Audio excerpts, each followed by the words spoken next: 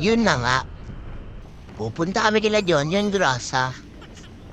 Medyo pangit ang panahon, no? Maambon-ambon. Tagal kasi ni Anthony sa ni Bibo eh. As usual, sa EDSA tayo dadaan.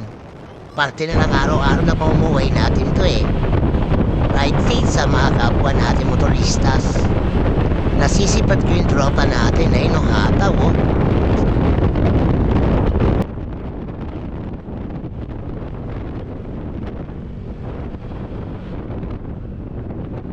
Dito, napansin ko na binalik niya yung muffler niya sa stock.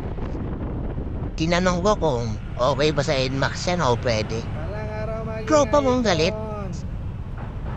Wala sakit. Ba't binalik mo sa stock, pre? Wala lang, tama na ako eh.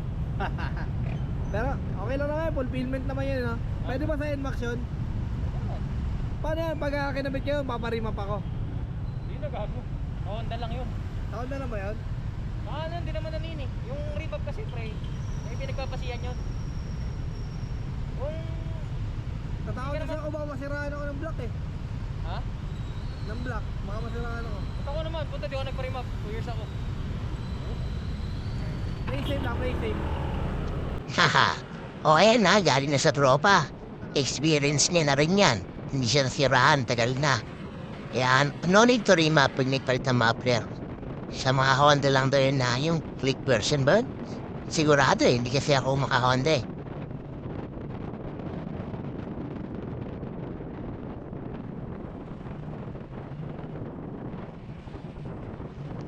O siya, overtake muna tayo dito, tas konting hataw.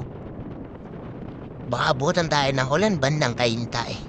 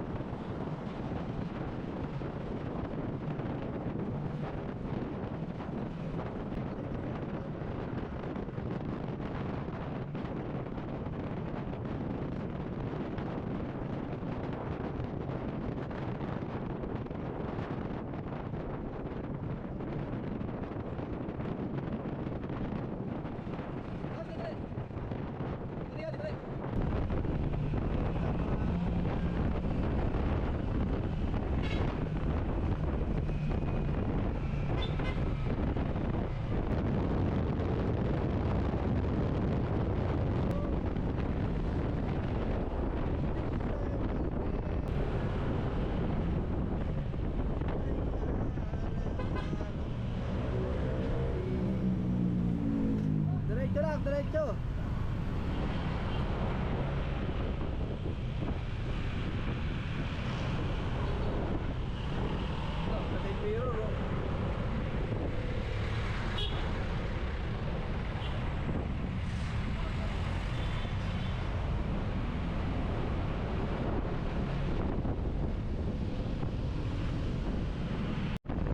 Ayan si Bibo, bumabaking-banking pa nga oh. Ayan oh. Si Bibo yan.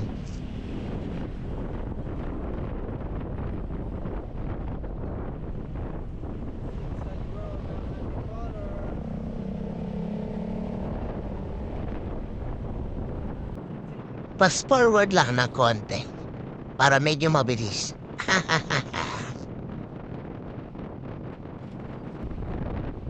Itong dinadaanan namin, ito pala yung famous na bituka manok ng Antipolo Teresa. Sarap din mag-ride dito ah. Ganda akong tanawin, overlooking, Banalo. Sa lamig pa ng lugar. Ay, what a wow.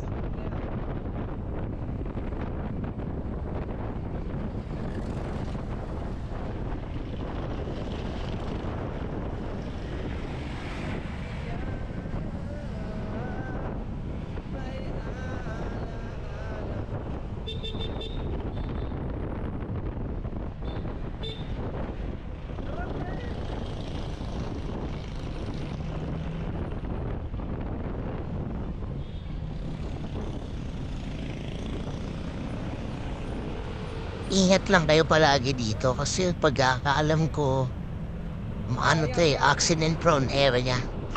Kaya lagi mag-iingat. Kahit sa lugar, mag-iingat kayo. Malalayo na kayo.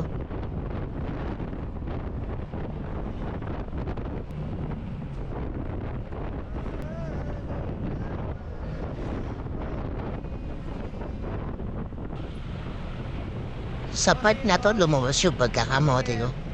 Pero di ko alam, may mas kamote pa pala. Hindi naman siya kamote.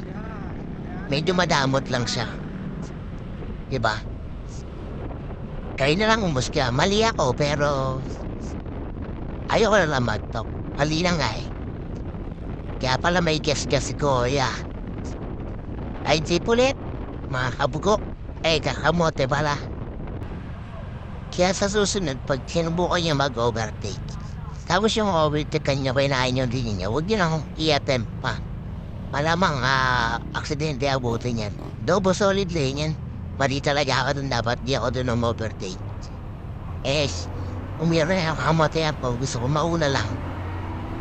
Eh, dahil sa madamon si Kuya, kinain niya yung linya natin na pag-overtake yan. Ayun. Kasi, lumampas na ako sa double lane eh. Siya rin. Eh, di kamote kami dalawa. Wow! Finally, nandito na kami. Dito po. Ito lang din. Sabi mo, Sherlock, location Naku si PG, naharang kami. Lolo ko yung ano eh, parang... Bumunot ka, kaibigan. Bumunot ka. Joke lang. Sobrang saya na kwentuhan. Ginabi na kami. Hindi na kami nakapag-picture-picture. Pero okay na, sulit yung biyahe, sulit yung sama-sama. Happy. Ayan na, ang dropo natin, nagpapaalam na. Pumatagi na yung bad boy ng baryo. Ha, shout out, sir. Bye-bye, riding sa amin. Good luck sa inyo dito, sana sa muli. Paturo kay Kokoy, pre, kaya ni Kokoy yun. May pinagmumura ako dyan kasi ginagano na dadagdagan ng oras, puta binantayan ko. Yung ginaganon? Oo, ginalala. Kaya tulang mo pa yan? Bukit, sabi ko, tangin mo. 5 piso lang pera mo, tagal mo ah. Kaya dito, malis ka dito, inagaw ko yung controller. Haha, yun lang. That's all for today. Good day. Maraming salamat. Bye-bye.